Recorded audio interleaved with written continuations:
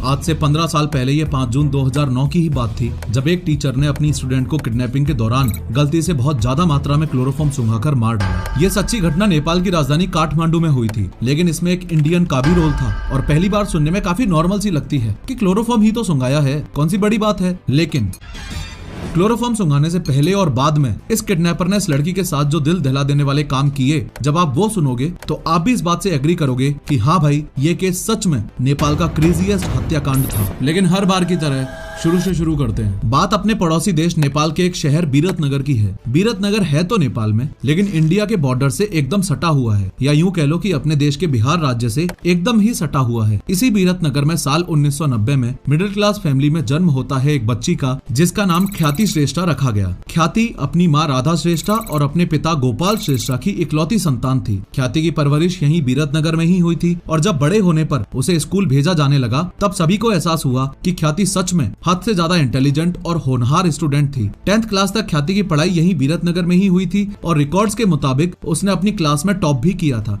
ख्याति के साथ जो वारदात हुई वो इसी बीरतनगर शहर में नहीं, बल्कि नेपाल की राजधानी काठमांडू में हुई थी। लेकिन ख्याति बीरतनगर से काठमांडू शिफ्ट ही क्यों हुई, इस बात को अच्छे से समझना। देखो, जैसे ही ख्याति ने होश संभाला तो उसने एक सपना संजोया, और सपना ये था कि आगे चल के जिंदगी में उसे एक पायलट बनना है। अपने सपने को परस्यू करने के लिए उसका प्लान था कि वो अपने 12th क्लास के बाद एरोनॉटिकल इंजीनियरिंग करने अमेरिका जाए। इस सब के चलते ख्याति के माँ बाप का ये मानना था कि 10th के बाद उसकी पढ़ाई के 2 साल यानी कि 11th और 12th की पढ़ाई ख्याति यहाँ बीरतनगर से नहीं, बल्कि नेपाल के ही किसी अच्छे शहर से करवाई जाए। तो नेपाल की राजधानी काठमांडू को ख्याति के फ्यूचर एजुकेशन के लिए परफेक्ट लोकेशन मानते हुए ये पूरा परिवार बीरतनगर शहर को पूरी तरह से छोड़ देता है और 375 किलोमीटर दूर काठमांडू में शिफ्ट हो जाता है। पूरी तरह से शिफ्ट होने का मतलब ये कि उन्होंने बीरतनगर वाला अपना घर बेच दिया था और इस साल 2007 में वो काठमांडू शिफ्ट हो गए थे। काफी छानबीन के बाद ख्याति के माँ बाप ने ये फैसला लिया कि वो अपनी बेटी को 11th और 12th की पढ़ाई के लिए इस jubilant college and research centre JCRC नामक इंस्टीट्यूशन में पढ़ाएंगे। काठमांडू के जिस एरिया में श्रेष्ठा परिवार शिफ्ट हुआ था,